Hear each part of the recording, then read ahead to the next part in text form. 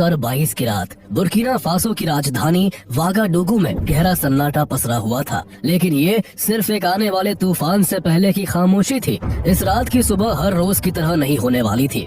अगले दिन सूरज के उगने से पहले एक क्रांति का उदय होने वाला था और बदलाव के लिए तड़प रहे इस अफ्रीकी देश की किस्मत बदलने वाली थी। और जब अगली सुबह हुई तो गोलियों की आवाज, सैनिकों की तेज चाल और एक यंग और एनर्जेटिक सोल्जर की दमदार आवाज ने पूरी दुनिया का ध्यान अपनी तरफ खींच लिया। 34 साल के इस सैनिक ने एक रात में न सिर्फ अपने देश की करप्ट सरकार को उखाड़ फेंका, बल्कि वेस्टर्न देशों की भी नींद उड़ा दी। फ्रांस और अमेरिका जैसे ताकतवर देशों की आंखों में आंख डालकर बात करने वाला ये सैनिक आज अफ्रीका का सबसे चर्चित नेता है। उसके दुश्मन बढ़ रहे हैं, लेकिन उसकी आंखों में डर का नामो निशान नहीं।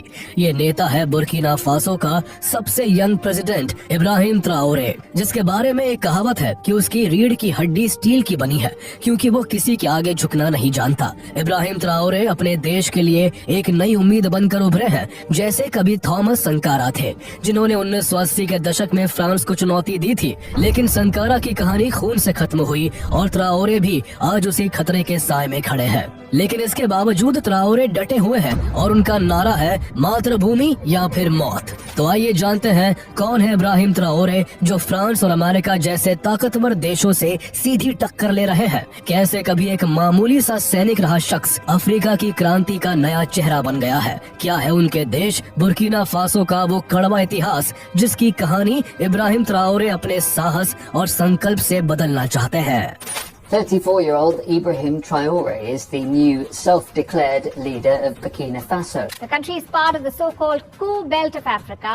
Since the year 2020, this belt has seen 7 successful coups. Ibrahim Traore has leveled strong accusations against France. He has accused the former colonial power of destabilizing his country. Since Traore came to power, the military government has cracked down on dissent, kidnappings and arbitrary arrests.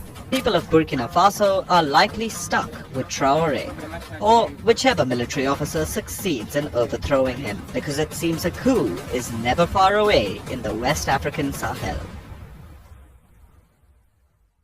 जब भी Africa का नाम लिया जाता है तो जहन में सबसे पहले भूख, गरीबी, अकाल और पलायन की दर्दनाक तस्वीरें उभरती है।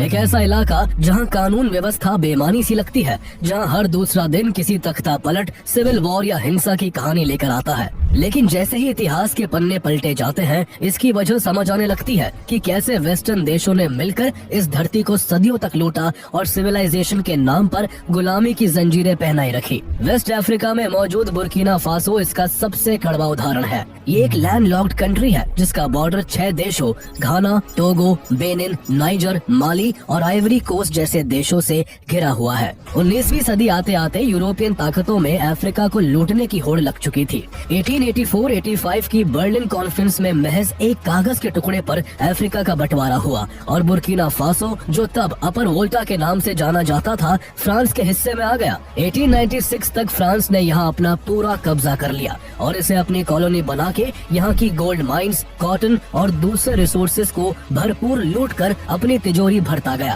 हद तो तब हो गई जब 1932 में फ्रांस ने अपर वोल्टा को डिसॉल्व कर उसकी सारी जमीन को माली, नाइजर और आइवरी कोस्ट में बांट दिया। इस तरह अपर वोल्टा का अस्तित्व खत्म करने की कोशिश की गई, लेकिन फिर आया वर्ल्ड वॉर 2 का समय, जिसके चलते यूरोपियन पावर्स की अपनी कॉलोनीज पर पकड़ कमजोर पड़ने लगी। इसका परिणाम ये हुआ कि ग्लोबल पॉलिटिकल प्रेशर और पब्लिक आउटरीच के चलते फ्रांस को मजबूरन 1947 में अपर वोल्टा की टेरिटरी को रीस्टैब्लिश करना पड़ा। इसके 13 साल बाद एक लंबी लड़ाई के चलते 1960 में अपर वोल्टा को फ्रांस से आजादी मिल गई, लेकिन ये आजादी भी सिर्फ नाम की थी। फ्रांस ने यहाँ बहुत चालाकी से CFA फ्रैंक करेंसी के जरिए इकोनॉमिक कंट्रोल बनाए रखा। ऐसे एग्रीमेंट्स किए गए जिनसे फ्रांस इनडायरेक्ट कंट्रोल बनाए रख सके। एयरलाइन से लेकर मैन्युफैक्चरिंग तक यहाँ के कई सेक्टर्स पर फ्रेंच कंपनियों का दबदबा बना रहा।